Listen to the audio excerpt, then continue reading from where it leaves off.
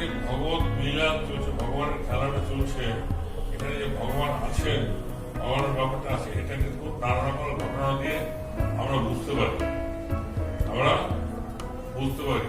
এবং যার মধ্যে এই ঘটনা ঘটে সে ভালো করে বুঝতে পারে।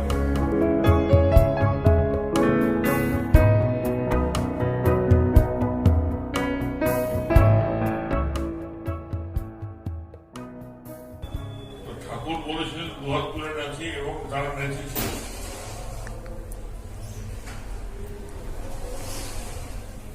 এবং দুহাত তুলে নাচাতে তাদের যে অবস্থিত মন ছিল, যে পোটলাটা যে তলায় ছিল, হাতের তলায়, সেটা পড়ে গেল, সেটা ফেলে গেল, ফেলতে হলো না, সেটা পড়তে হলো না, অটোমেটিক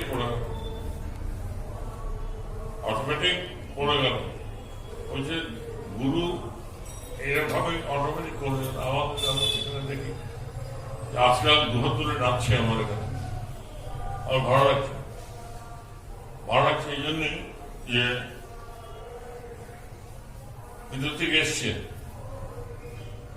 যখন একজন দুহাত তুলে নাচছে দেখলাম ভিতর থেকে ভাবটা এসছে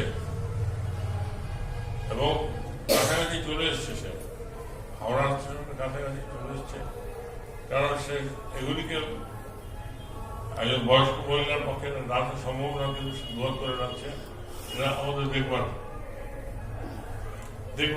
এখানে যে ভগবত লীলা চলছে, ভগবানের খেলাটা চলছে, এখানে যে ভগবান আছেন, ভগবানের ব্যাপারটা আছে, এটা কিন্তু নানা রকম ঘটনা দিয়ে আমরা বুঝতে পারি এবং যার মধ্যে এই ঘটনা ঘটে সে ভালো করে বুঝতে পারে। সে তখন তার নিজের ব্যাপারটা আলাদা কথা। যেমন একদিন আমার এক বন্ধু ইন্টিমেট ফ্রেন্ড এসেছিল, এসে ঠাকুর শহরে আজে বাজে কথা বলছিল। আমি তখন বলেছিলাম যে বেরিয়ে মেয়েটা আমার বাড়িতে যে মেয়েটা কাজ করেন তার চুল করে নির্দিষ্ট, তুমি ঠাকুরের চিন্তা করছো, বেরিয়ে যাও। পরে কিন্তু সেই আমাকে ক্ষমা চেয়েছে, আমি ক্ষমা চাইনি। আজকে আমি এখানে বসে আছি, সে কোথায় হারিয়ে গেছে। সেদিনকার একজন খুব সুন্দর কথা বলছে যে নারকেল অনেক উঁচুতে থাকে, নারকেলের গোড়া অনেক নিচুতে থাকে।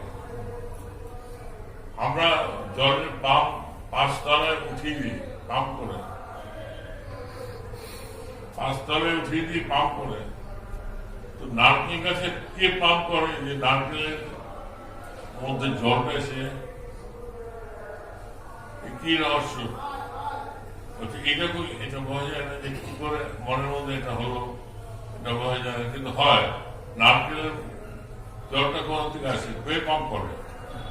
এই জল তোলে ওখানে, কেউ জল তোলে না, অটোমেটিক ভাববার সব ভাবনা করে। তো এই দুই হাত তুলে নাচা, তন্দামের রুচি, ভগবানকে ভালোবাসা, এটা যাত্রার হয় না, কারাগার হয়,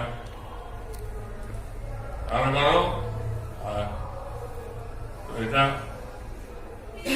ভারতে এটা হয়েছে।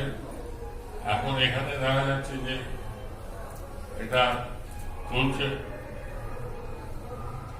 এটা বাড়ছে, আগের মতো না। এখানে আরো লোকজন আসছে, আরো বাড়ছে।